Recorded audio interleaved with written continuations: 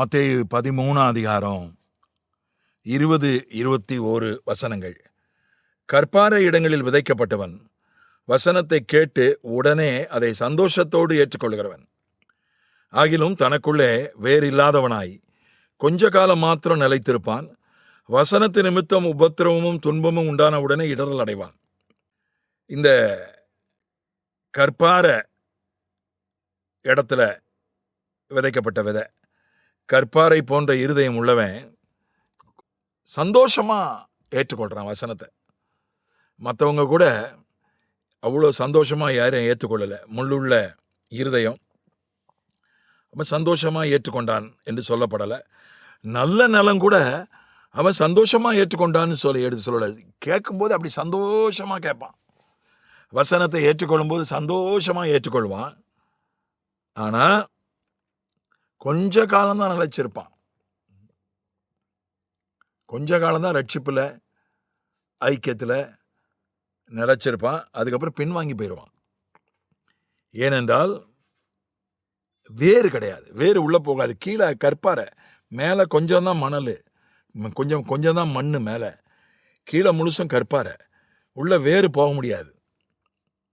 அதனால் வேறு உள்ளே போகாததுனால அவன் உபத்திரவம் வந்த உடனே, துன்பம் வந்த உடனே இடரல் அடைஞ்சிருவான். நம்ம வாழ்க்கையில் வேறு ஆவிக்குரிய வாழ்க்கையில் வேறு கீழே போகணும். வசனத்தை கேட்கும்போது நம்ம சந்தோஷமாக அதை ஏற்றுக்கொள்கிறது பெரிய விஷயம் இல்லை. நம்முடைய ஆவிக்குரிய வாழ்க்கையில் வேறு கீழே ஆழமாக போகணும். அது மேலோட்டமாக பார்த்தா தெரியாது. ஒருத்தரை மேலோட்டமாக பார்த்தா, ஒருத்தரை மேலோட்டமாக கவனிச்சா அவங்க எவ்வளோ அவங்க ஆவிக்குரிய வாழ்க்கையில் வேறு ஆழமாக போயிருக்குன்னு கண்டுபிடிக்க முடியாது. எபேசியர் 3:17-19 சொல்லுகிறது, நீங்கள் அன்பிலே வேரூன்றணும், விசுவாசத்தினாலே கிறிஸ்து உங்கள் இருதயங்களில் வாசமாயிருக்கவும் நீங்கள் அன்பிலே வேரூன்றி நிலை பெற்றவர்களாகி.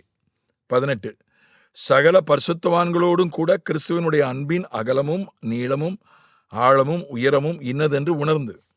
19 அறிவு கெட்டாத அந்த அன்பை அறிந்து கொள்ள வல்லவர்களாயும். எபேசியர் 3:17-19 வரை படித்தோம். அன்பிலே வேரூன்றி நிலைப்பட்டவர்களாகி. அன்பு ரெண்டு விதமான அன்பு. ஒன்று, ஆண்டவர் என்னை எவ்வளோ நேசிக்கிறார்னு உணர்ந்து கொள்வது, அது அன்பில் வேரூன்றுவது. இன்னொன்று, நான் ஆண்டவரை நேசிக்கிற ஒரு அனுபவம். இந்த ரெண்டுமே இருக்கணும். அன்பில் இந்த ரெண்டு பகுதியுமே இருக்கணும். முதல் பகுதி, ஆண்டவர் என்னை எவ்வளோ நேசிக்கிறாரு, இயேசு என்னை எவ்வளோ நேசிக்கிறாரு என்று எப்பொழுதும் அதை உணர்வது, புரிந்து கொள்வது, அதை மனதிலே வைத்திருப்பது, அது ஒரு பகுதி. ஏன்னா சிலருடைய அன்பை நாம் உணர்ந்திருக்கிறோம், சிலருடைய அன்பை நாம் உணர்வதில்லை. பிள்ளைங்க பெரும்பாலும் பெற்றோருடைய அன்பை முழுதும் உணர்றதில்லை. அதனால தான் என்ன சொல்லப்பட்டிருக்குன்னா, பெத்த மனம் பித்து, பிள்ளை மனம் கல்லுன்னு ஒரு பழமொழி உண்டு. அதுக்கு என்ன அர்த்தம்னா, பிள்ளைங்க மனம் கல்லு, உணர்வு குறைவு. பிள்ளைங்க இப்போ அம்மா அப்பா தன்னை எவ்வளோ நேசிக்கிறாங்கன்னு உணர மாட்டாங்க, முழுசு உணர மாட்டாங்க. சில நேரம் உணராமலே போயிடுவாங்க சிலர். அதனால தான் அப்பா அம்மாவை குறை சொல்லிக்கிட்டே இருப்பாங்க சிலர். அதுவும் இந்த டீனேஜில் இருக்கிற பிள்ளைங்களை நீங்கள் பார்த்தீங்கன்னா, அவங்க அந்த அப்பா அம்மாவுடைய அன்பை உணர்றது ரொம்ப குறைவாக இருக்கும். ஏன்னா அவங்க வயசு அப்படி, அவங்க சூழ்நிலைகள் அப்படி. அதனால் அவங்க சொல்லுவாங்க, எங்கள் அப்பா அம்மா வேஸ்ட்டு, எங்கள் அப்பா அம்மாக்கெல்லாம் ஒன்றும் என் மேலே அன்பு இல்லை, அவன் என்னென்னமோ செய்கிறான் பிள்ளைகளுக்கு, இவங்க என்ன செஞ்சிட்டாங்க அப்படின்னு நினைப்பாங்க அல்லது சொல்லுவாங்க.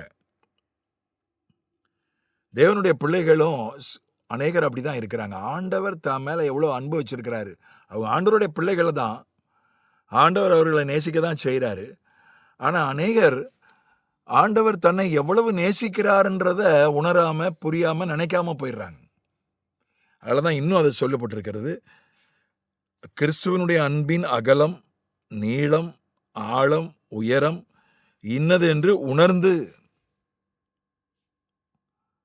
ஆண்டவர் என் மேல எவ்வளவு அன்பு வச்சிருக்கிறார்ன்றத ஒரு துளி உணர்ந்தா போதும்.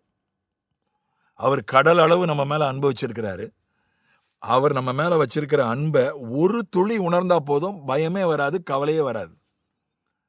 ஏன்னா சர்வ வல்லவர், சர்வ ஞானி, தேவாதி தேவன், ராஜாதி ராஜா என் மேல அன்பு வச்சிருக்கும் போது நான் ஏன் பயப்படணும்? நான் ஏன் கவலைப்படணும்? அதை உணராததுனால தான் பாடுகள், உபத்திரவங்கள் வரும்போது இடரல் அடைந்து போய்விடுகிறார்கள். அறிவு கெட்டாத அந்த அன்பை, அந்த அன்பு புரிந்து கொள்ள முடியாத அன்பு, நம்முடைய மூளையால் புரிந்து கொள்ள முடியாத அளவு அவ்வளவு பெரிய அன்பு. அது மூலமொழியிலே அறிவு என்பது புரிந்து கொள்ளுதல் என்று போடப்பட்டிருக்கிறது. புரிந்து கொள்ள முடியாத அந்த அன்பை புரிந்து கொள்ள வல்லவர்களாயும். ஒவ்வொரு நாளும் நம்ம உணரணும், புரிந்து கொள்ளணும், நினைக்கணும். ஆண்டவர் என் மேல எவ்வளவு அன்பு வச்சிருக்கிறாரு. ஆண்டவர் என் மேல, நான் அப்படிதான் ரட்சிக்கப்பட்டேன்.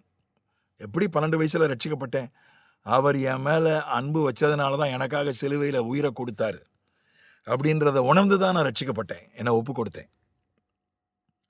ஒவ்வொரு விஷயத்திலையும் ஆண்டவர் என் மேல எவ்வளவு அன்பு வச்சிருக்கிறாரு அப்படின்னு நான் உணரணும். ஒரு சம்பவம், ஒவ்வொரு நிகழ்ச்சி, ஒவ்வொரு சூழ்நிலை வரும்போதும் எவ்வளவு அன்பு வச்சிருக்கிறாரு, ஆண்டவர் என்னை எவ்வளவு நேசிக்கிறாருன்றதை உணரணும், புரியணும், நினைக்கணும்.